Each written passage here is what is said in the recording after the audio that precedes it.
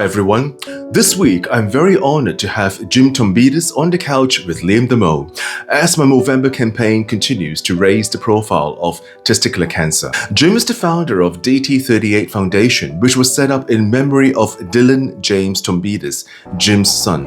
Dylan was an Australian international and West Ham United professional football player who passed away aged 20 in April 2014 after a 3-year battle with testicular cancer. I met with Jim at HBF Park, where a statue of Dylan, crafted by sculptor Robert Hitchcock, was erected in 2015 to commemorate his life. Here's our interview. Jim. Simon. Thank you so much for meeting with me. Pleasure. And to reminisce and talk about the amazing legacy that Dylan has left behind and his experience with testicular cancer and for the family as well. This is such an important topic for us to feature, especially for Movember. And hopefully, our listeners and our viewers who do support the Movember campaign has got a little bit more awareness around testicular cancer and are more confident in addressing it with the young men in their lives. So thank you very much for being with me today. What was the initial diagnosis like for Dylan? How did it come about? Well, I don't know if you know the full story, Simon, but he was actually misdiagnosed. Right. But prior to the misdiagnosis, he came to me and he said, I've got a little lump in my testicle. And with men's testicles, we know there's a lot happening down there. There's ingrown hairs, there's little pimples, there's veins. And I said to him, oh, look, this could be something dangerous. We might need to see a doctor. About 3 days later, he said, it's gone away. About 2 weeks after that, though, he came up to me and he said, look, that lump's come back. And at that stage, I said, right, we're going to the doctors. So I took him to our local doctor. I wasn't in the room when he was examined, but the doctor called me in straight after. I think he probably spent 30 seconds with him. And unfortunately, he said to me, look, it's a cyst. Don't worry about it. Go home. So great news for us. Cyst, he was just about to fly off to Mexico to play for Australia in the Under-17s World Cup. So it was all good news. So he flew to Canberra to join the Australian team. I met up with him in Mexico after the first game that they played.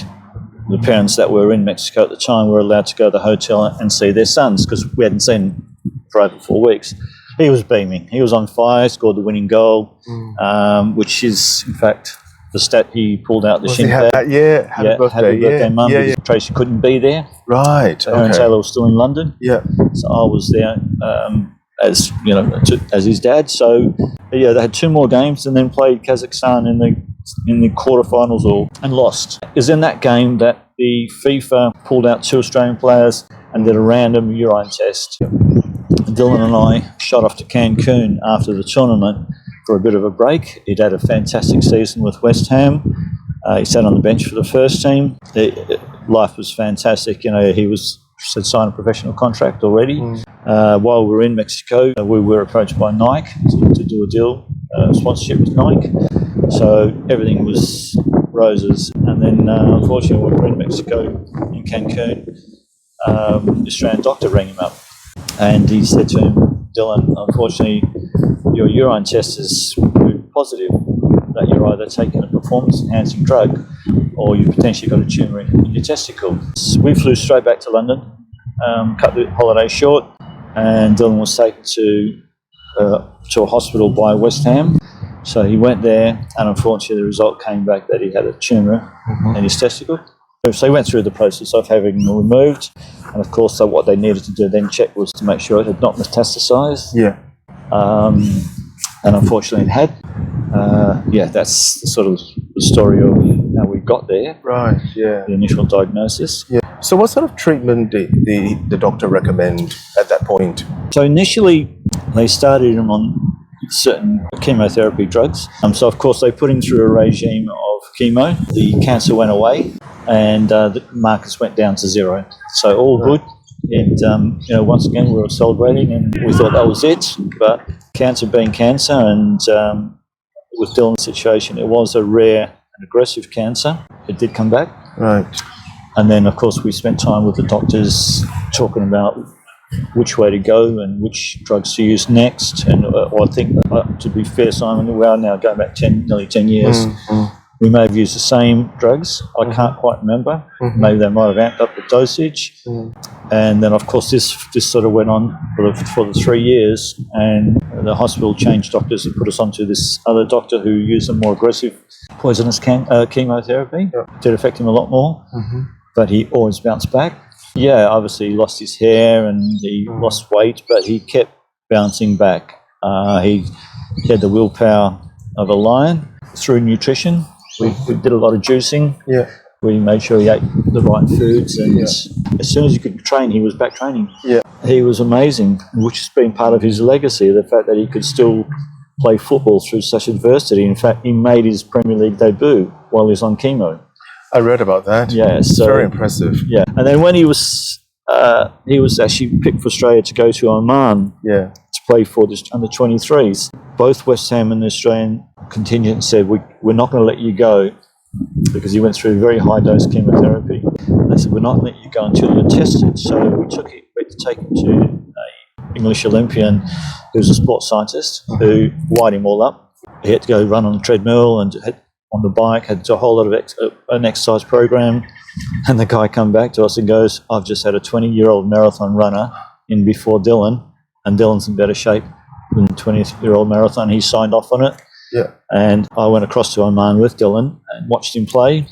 And one of the lads there spoke to his own father, and his father's a friend of mine. He said to me, he said, Jim, if Dylan didn't have no hair, you would not have known that he's fighting cancer. He said he was as strong and as fit as the rest of us, and he was one of the funniest guys in the squad. Yeah. So once again, that went down to his positive energy and positive attitude to the whole thing. When we got to a stage when the English doctors felt there was nothing more they could do because the cancer kept coming back, it went away, came back, went away, came back, or the marker would drop down to a very small amount and it'd come back. So we ended up taking him to Germany and looked at some alternative treatments over there, from thymus injections to heat therapy. They offered a regime that you couldn't get in the UK. It was proven, but it's not mainstream Western medicine. Yeah. So we did spend some time over there, and once again the cancer went away, and once again it came back. I don't know what more we could have done. What was his overall mental health and capacity Fantastic. from the day of diagnosis and right through? Fantastic. He was amazing. And I think it was his positive attitude that kept him going the way and had him playing professional football. I think if he had sort of almost succumbed to a negative attitude, I think we would have probably killed him a lot quicker. Yeah. Him being so positive helped me, because there was times when I just wanted to put my head under a pillow and just not wake up. But just seeing his face when he'd come down smiling and ready to go, and he'd bring me up from, he was training with the first team, I remember, and he'd send me a text message saying, get the golf clubs ready, we're playing golf this afternoon. And I said to him, hang on, you've just trained with the first team, you're fighting cancer. He goes, okay, I'm fine. And it was that sort of attitude that kept me going. Yeah. We had to, as I said, there was times I just wanted to cry and just not wake up. But I knew I had to keep going for him, because, well, if you're going to show that attitude, if you're going to be that positive about the situation, I've got to be positive. Yeah. And he was fantastic. He was amazing. Where do you think he got his positivity from? It was just inbuilt. He was just one of those people in the hospital. I remember the doctors and the ward staff, they'd come out laughing, and I said to one of them once, what's the matter? He goes, I just wish all our patients could be like Dylan, because he was this young kid that was fighting cancer, yet still made them all laugh. And he was sort of boy that walked into a room and the light was switched on. He was so energetic and vibrant, and he had a lot of banter. So I think it was just inbuilt. I think that's just his chemistry. I think that was his makeup. I'm probably a bit more of a warrior than he certainly was. But as I said, I bounced off him. As his support system for you, what support did you get? West Ham were absolutely amazing. Yeah. They gave us everything. Anything we wanted, they were just amazing. From paying for all his extra bills, the board organised 32 oncologists to see what he went through, what treatment he had been having, what drugs he had been having. So they paid for all that. That's incredible. Yes, and of course the support system back home. Yeah. We've had a lot of support back home. Perth Glory, Tony Sage and the Perth Glory family have been fantastic. Sterling Lions, where he played, Perth Azuri, where he played, have been fantastic, and just the general public.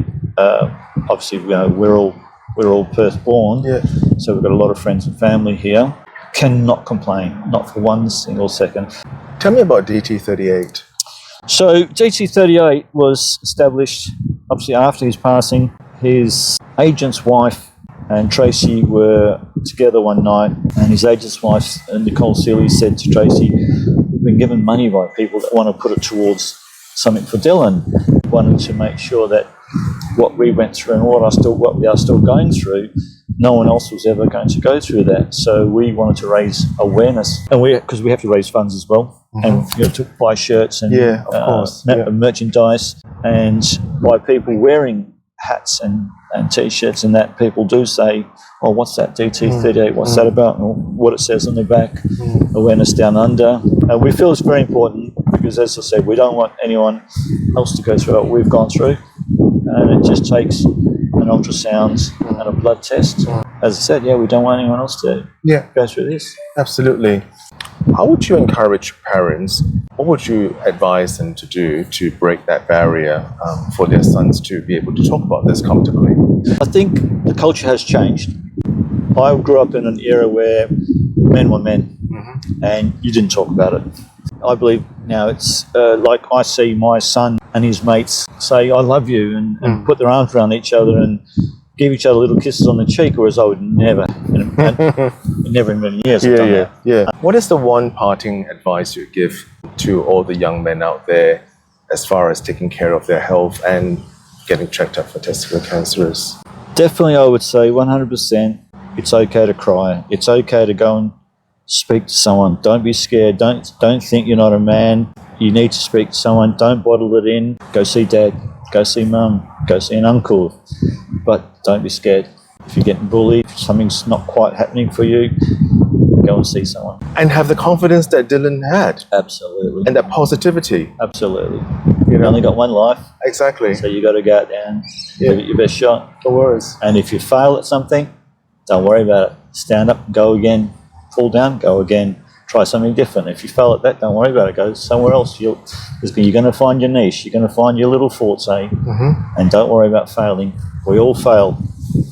Me especially. And there's nothing wrong with that. Absolutely nothing wrong with that. Nothing wrong with it at all. Thanks, Jim. I really, really appreciate the my time pleasure. you shared. My pleasure, Simon. Should we take a walk? Absolutely, mate. Let's do that.